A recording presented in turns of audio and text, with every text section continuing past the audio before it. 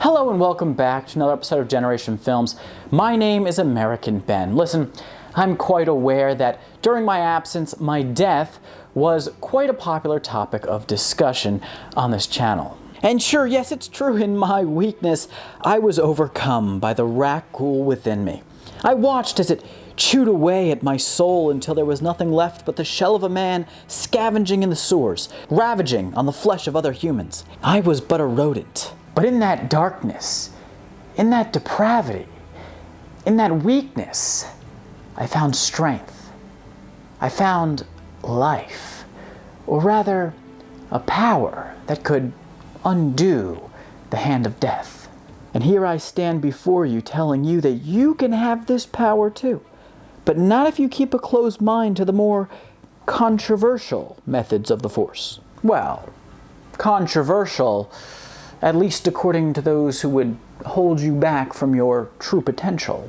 And one way to start on this course to reaching your full potential is to go and follow our Instagram page at The Generation Films. We have started memeing for humanity, and we need you to be a part of it, so please go over there and give us a follow. Anyway, on to The Mandalorian. Now tell me, how did you all feel when you heard the words, "This is Mos Eisley Tower, we are tracking you"? Yeah, spoiler alert. Tatooine is officially in the series. There's really only ever two reasons to go to Tatooine: to buy slaves or to get gas. And when the Mandalorian found his ship losing fuel, he dropped in.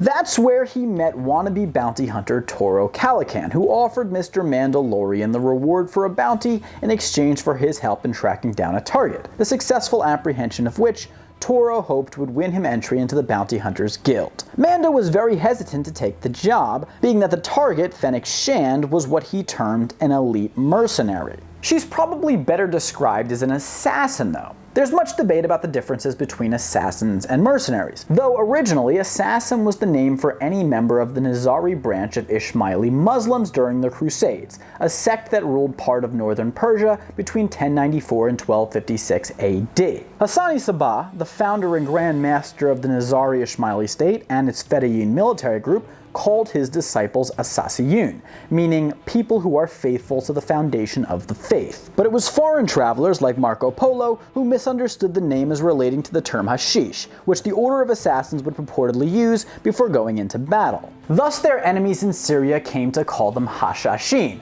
which would eventually evolve into the English word assassin.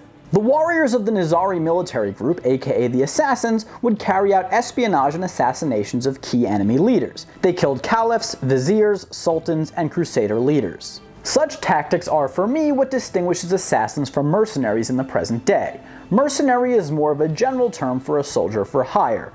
Killers who are willing to fight for whatever side will pay them and have no personal interest in the politics behind the conflict they are hired to take part in. Mercenaries might be hired to covertly take out an enemy leader, or they might fight openly among larger armies. The term assassin does meet the definition of a mercenary, but it specifically connotes a hired killer who only acts covertly, often alone, and targets only important individuals rather than entire armies or groups. We see this with Fennec Shand, who is alone and on the run in the desert of Tatooine and seems to have the stealth skills of an assassin. According to Mr. Mandalorian, she worked for all of the top crime syndicates, including the Hutt cartel. Such outfits probably relied on her to take out high-level targets, important people who got in the way of their operations. The Hutts might have used someone like Boba Fett to track down the wily Han Solo, but if they needed to eliminate a politician who was obstructing their business deals, someone more like Fennec Shand would probably get the call. There's plenty of mercenaries throughout Star Wars history, and the assassins among them were some of the most highly trained, deadly killers in the galaxy. Assassins almost always only enjoyed two things: getting paid and killing, and the pure joy they took in both acts made them the best takers of life in existence, and the best paid to boot. Once you found out an assassin was after you, if you ever did, it was time to start getting your affairs in order. Their skills and high pay, of course, made them the targets of jealousy by rival killers such as bounty hunters. And I know what you're gonna say, but bounty hunters were really skilled too. The Mandalorian kicked some serious butt. Okay, I mean somewhat fair, but they didn't have the same level of stealth killing skills that assassins did. I mean, did you see that last episode? The Mandalorian got shot like 4 times with a sniper rifle. His advanced tactics were basically wear Beskar and drive fast, which I guess is pretty cool and does make for a great memoir title. But I digress. Assassins were known by many names in the galaxy, but no matter what they were called, they were always feared by even some of the most dangerous creatures in existence. It was the fact of not knowing that made them so frightening. One minute you're alive and the next you're dust being rolled into a spice joint. In the core worlds, assassins were often called slayers. However, over in the Outer Rim territories, assassins were known as exterminators, and within the corporate sector authority, they were referred to as problem solvers, implying perhaps a usefulness, as government bodies certainly found assassins helpful in getting certain beings out of the way when more legal means might not have been sufficient. Assassination was murder, and thus it was illegal almost everywhere in the galaxy. But there was illegal, and then there was illegal, and even then, there was Galactic Empire illegal. Point is, though little has been recorded of assassins throughout history, they were always there, always killing, even if the news reported that a key figure died of a broken heart. Oh yeah, I went there. Hashtag Padme is Star Wars JFK. So who were the assassins in the galaxy? Well, assassins might have almost always worked alone on missions, but there was an assassin community, just as there was a bounty hunting community.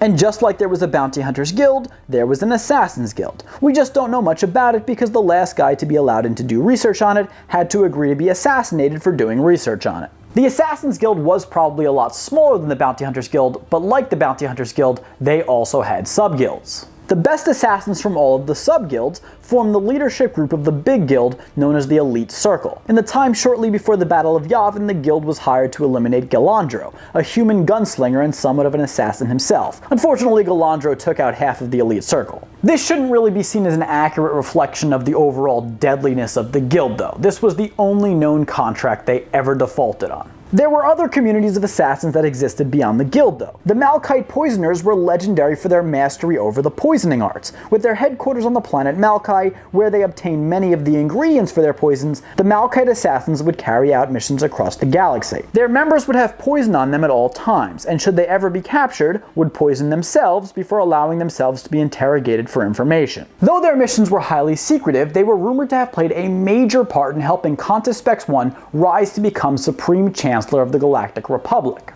Another group of assassins was the Logue. The Logue would take on contracts from a variety of sources, whether crime lords, governments, or imperial officers. They were known for their loyal network of informants that spanned the galaxy, and who would act as intermediaries on their behalf in getting potential clients in touch with them. Such informants were so loyal due in part to the fact that the few informants who did betray them suffered cruel fates. That said, informants were a good way for assassin groups to remain anonymous, and few clients cared to know who their members were anyway. They just wanted the contracts fulfilled, something that the Logue were almost always good for. Finally, the Fapai Assassins were another known group of assassins. They were known for using daggers to take out their targets, the silence of the blade being preferable for the delicate nature of their missions. Few beings of any species were ever skilled enough to become assassins, and so the number of assassins in the galaxy at any given time was relatively small. But the population of assassins that did exist was made up of many different species. Sentient species. That said, some species did have disproportionately high representation among the assassin community. These species included the Anzat, a mysterious force-sensitive near-human species, the Tyloon Nightsoarers, a bipedal wing species, the Corestians, a humanoid species known for their mastery of a weapon called the Darkstick, the Bartok, a species of clawed, barely sentient insectoids, the Nogri, a primitive humanoid species with claws, fangs, and an acute sense of smell, and the Bloodcarvers, a sentient humanoid insect-like race with deadly sharp claws. Though I don't think anybody ever expected the Bloodcarvers to become the galaxy's accountants. There were also assassin droids. Such droids were initially developed in the Old Republic to act as law enforcement officers, specifically in dealing with highly dangerous criminals. However, they were later designed for the purpose of assassinating sentient beings on behalf of their maker or buyer. Designed with superior circuitry and memory cores, assassin droids were specifically programmed to have much greater degree of skill, savvy, and judgment than standard war droids. Assassin droids were actually often preferred over sentient assassins, as droids could be programmed to be loyal and to carry out their missions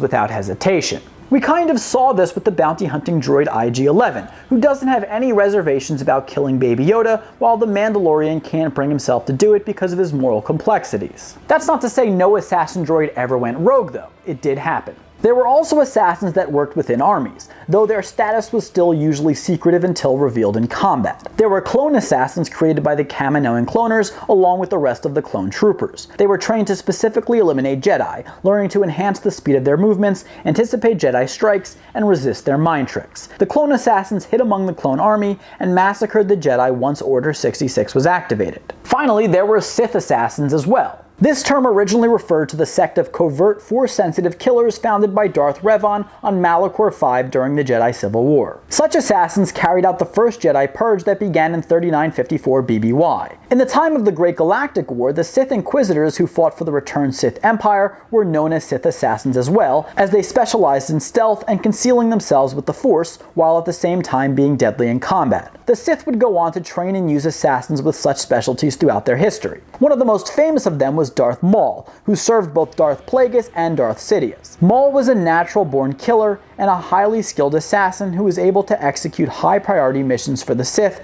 without making much noise or leaving tracks that the Jedi could follow back to his masters. In all, assassins were some of the most skilled and yet secretive killers in the galaxy. Mr. Mandalorian's reluctance to take on the Fennec Shand job at first was no negotiating ploy. He knew how dangerous she was, but ultimately he needed the money and so he took it. We always hear about the great battles between Sith Lords and Jedi Masters. We hear of wars between armies of the Empire and Republic, but what we never hear about are the deadly killers behind the scenes, known as assassins, who have played a major part in shaping galactic history. Anyways, that's the video. I hope you enjoyed. If you did, please give it a like, definitely comment down below. Let me know what you thought of the latest episode of The Mandalorian. Don't forget to subscribe to our channel and hit that notification bell. For now, my name is American Ben, and I'll catch you next time. Generation Films, peace.